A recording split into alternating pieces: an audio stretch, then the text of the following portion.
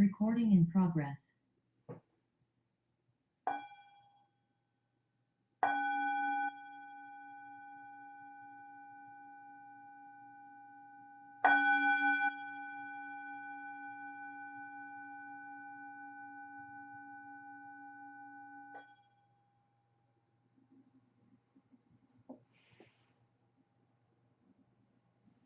Hello, I am Heather Mann.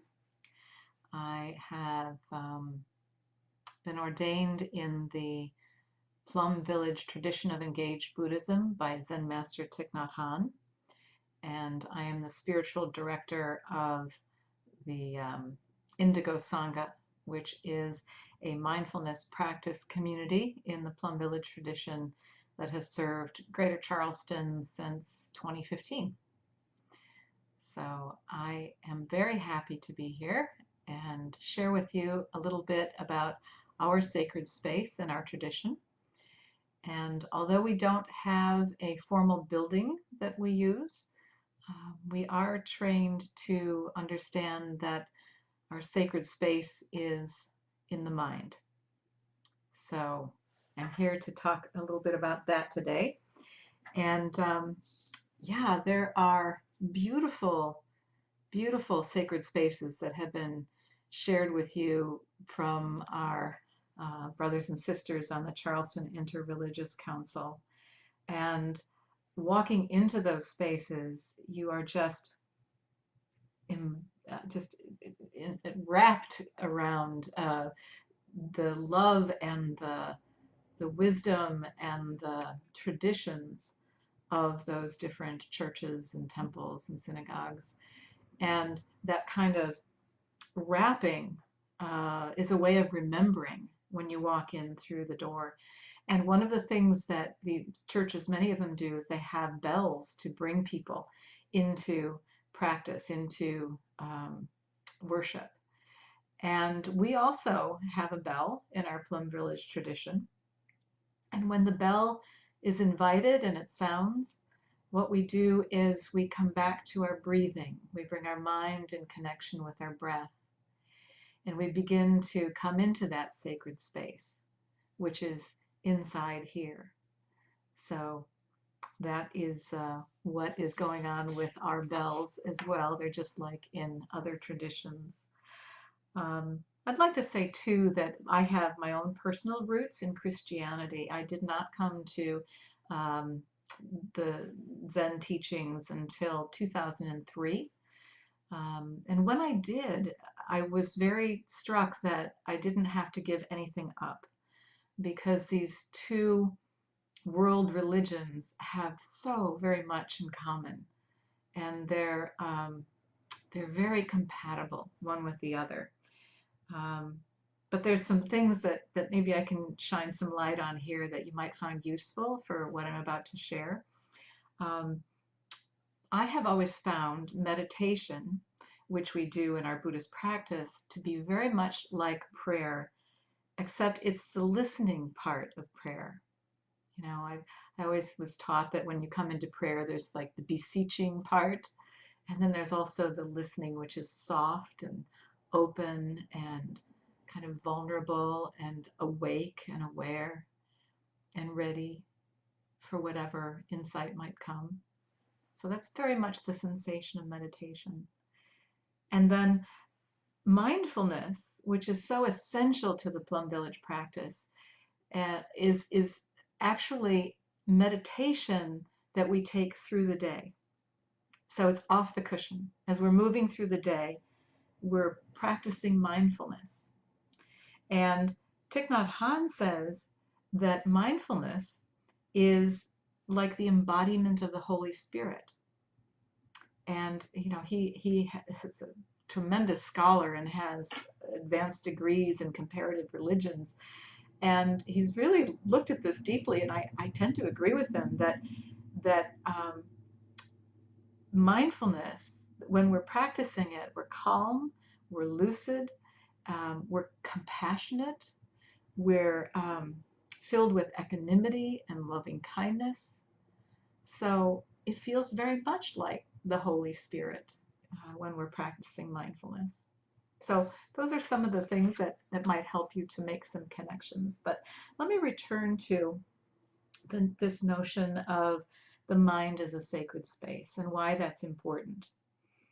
Now, I'm also earlier in my life a trained scientist, and scientists have a way when we're doing research and experiments is that we remove ourselves from the equation so that we can get a very accurate understanding of what's happening in the test.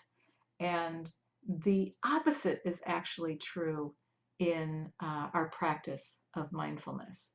Um, when we are mindful in the Buddhist tradition, we become one with what we're mindful of. So there's the subject, which is our mind, and then there's this object of mindfulness, which could be our breath. And when we bring our mind to awareness of our breath, we begin to really notice it, really focus it on it, like a three-dimensional reality. Be curious about it. Become one with it. There's that old kind of joke about in Buddhism we become one with the mountain. Well, yes, we do. And that is really because when there's that oneness, suddenly there's understanding. And you can think of it like if there's a child in your care and you're moving through your day and that child falls down and skins their knee, and you are like thinking ahead to trying to get to the grocery store, for example, and the child is laying there in a heap, and you'd be like, come on, we've got to go, right? So that is not one with, that is, I'm not present with this moment. I am ahead thinking of the grocery store, which happens.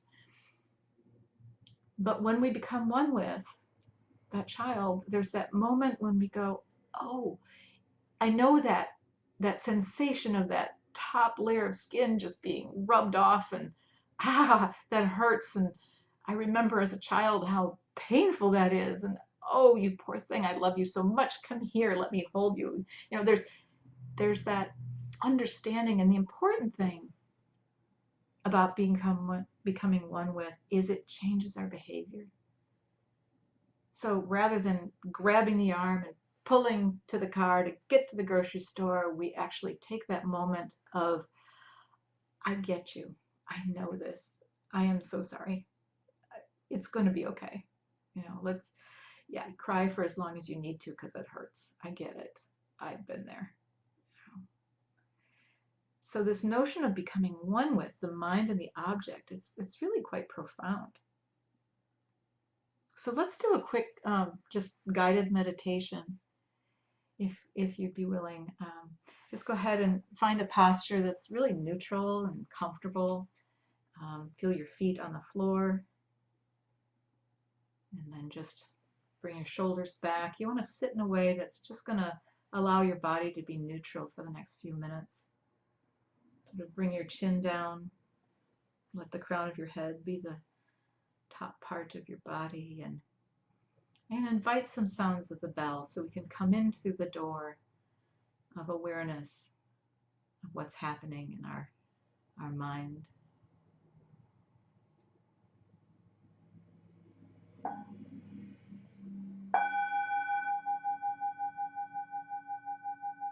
Just notice your in-breath and your out-breath, what that feels like.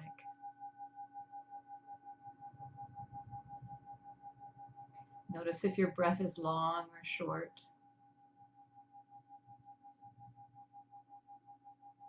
Don't control your breath, just let it be what it is.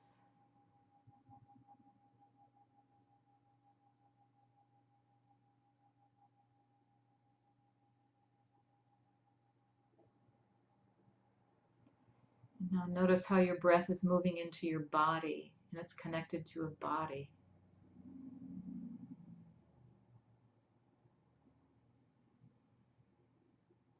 As you're breathing, just check in with your body. What's going on? You might want to scan starting at the top of your head and working your way down.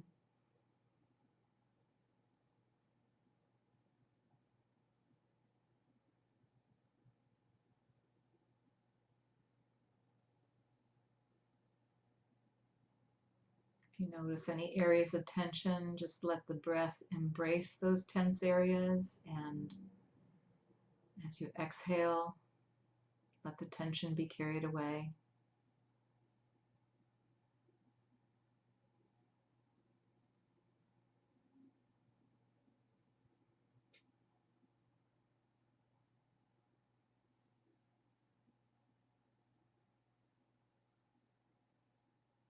As you're breathing, I invite you to calm your body. Just let it calm down and relax.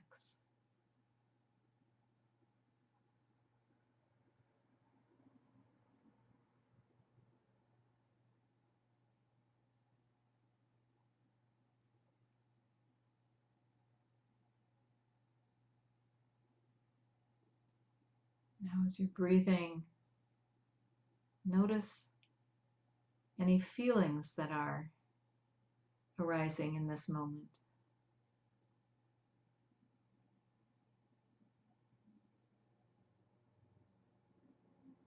Just be aware of that feeling.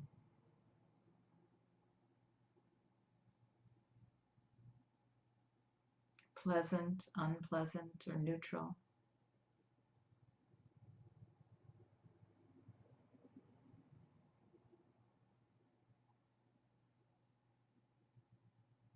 I invite you to relax your feeling in this moment with your exhale.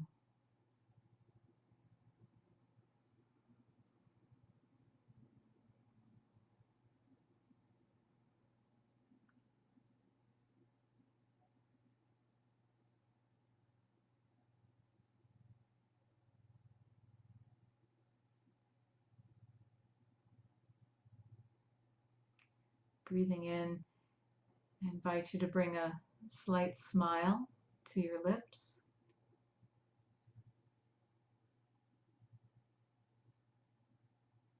Breathing out, smiling, grateful for this moment of awareness.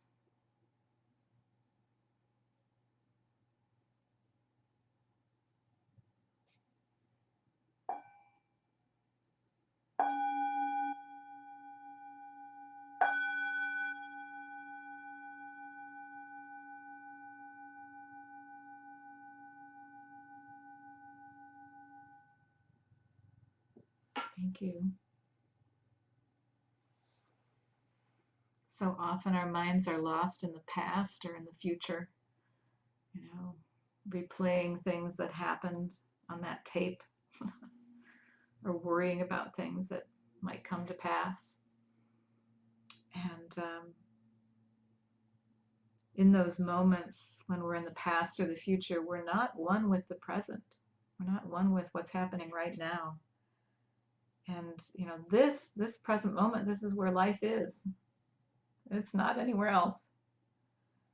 And so when we're caught in the past or worried about the future, we're missing life in this moment.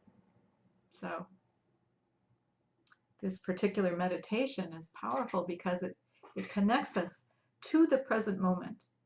We always have our breath. Wherever we go, we can connect with our breath as long as we're alive. We always have this body, and we can connect with it. We have feelings, this constant river of feelings that morph this way and that way, depending on causes and conditions. And when we have a meditation like this, when we just check in, what we're doing is we're bringing our mind into oneness with the reality of now, what's happening now, and we realize what we're carrying. When we're walking into a conversation, when we're picking up the phone, when we're moving through our life, we meet what we're carrying, and we can decide whether or not we want to put it down. We can decide whether or not it's useful or whether we can release it. So there's a couple other aspects to this notion of the sacred space of the mind that I'd like to just share with you before we end this video. there's a very common image that we use in Buddhism, actually in the Plum Village tradition. And if you can imagine a circle, and the circle is the mind, and then there's a line right across the middle of the circle, and the bottom half of the circle is what we call the store consciousness, and the top half is the mind consciousness. That's the stuff we're aware of on the top half, and on the bottom half is the stuff that's subliminal, or in the basement, if you will. And down there on that bottom half, there's all these seeds, these dots on the bottom half of that circle. And those seeds are given to us by life and our experiences, but they're also things that have been given to us by our society and our ancestors. They're things we've inherited.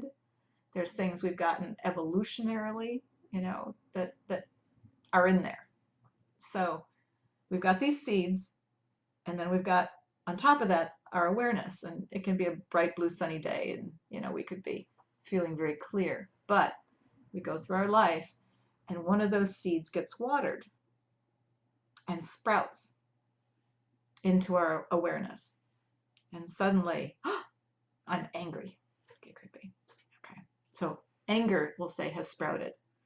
Oh boy, I am really angry. Now what we're doing is we're starting to wrap that anger, that sprout, with our mindful awareness. I am really angry.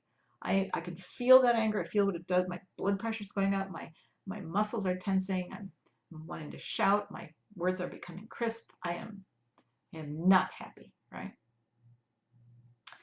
When we put mindful awareness around that, we can help to take some of the energy out of it. And we can keep ourselves safe because we don't actually have to act on that anger. If that seed sprouts and anger arises in our consciousness and we're not mindful of it, we are the victim of that anger.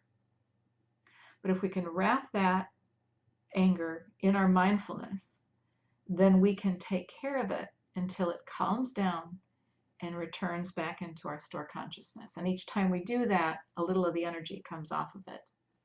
So we're not quite as, that neural pathway isn't quite as heavily traveled.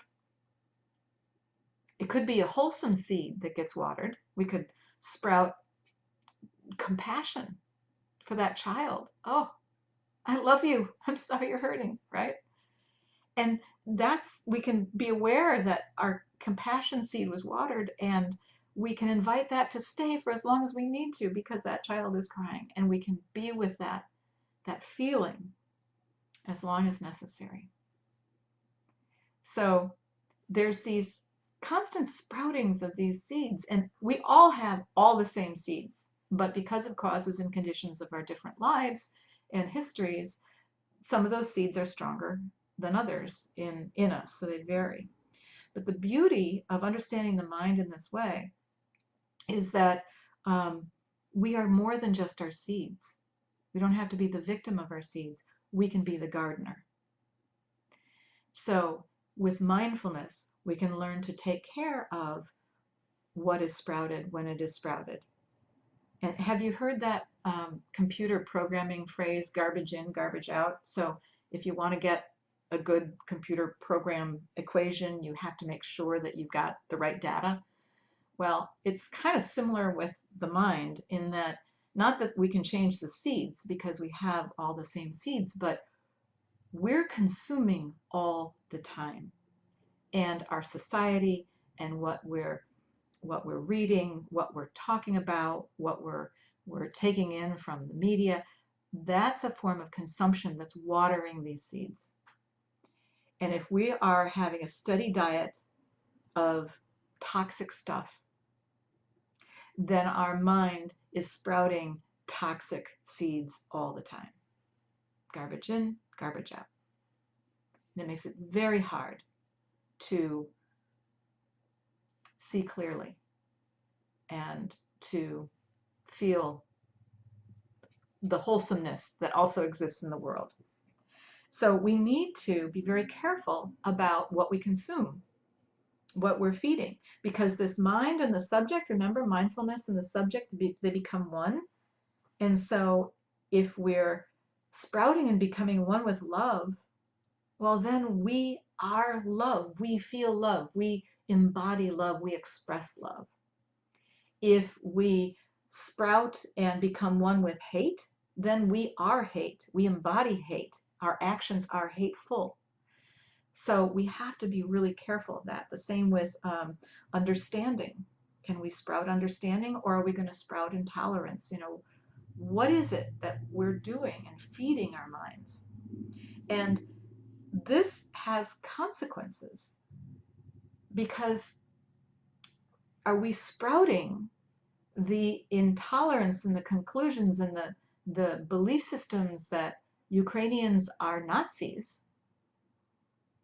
or are we sprouting something quite different from that?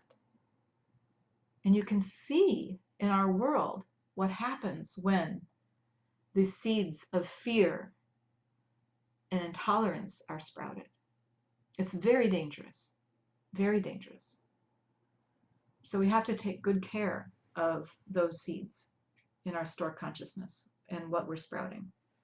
And this Thich Nhat Hanh calls the art of happiness. And that we don't want to avoid suffering. I'm not saying that we only sprout things that we like and we shove away stuff we don't like. No, no, no, no, no. That doesn't work that way. What I am saying is that we have to take care of what's being sprouted, and we have to invite up what's wholesome. We have to take care of and embrace what's unwholesome and just let it relax. And we also need to be with suffering. We need to put ourselves into places where there is suffering so that we can bring our peace and our stability and our freedom into places, in the darkest places, because that's what the world needs. But we do it in a way that is in balance with the same amount of joy and happiness and gratitude that we're producing, so that we have the stability to be with what's hard. And that's the art of happiness. That is the art of living mindfully, is by nourishing and being a good gardener of this sacred space of the mind.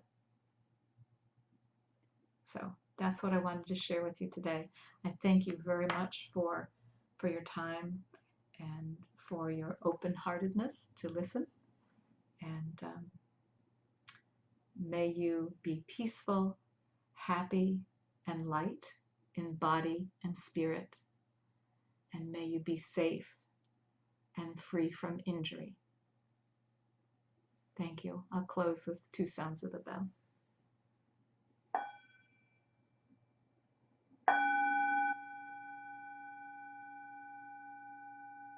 Please enjoy your breathing.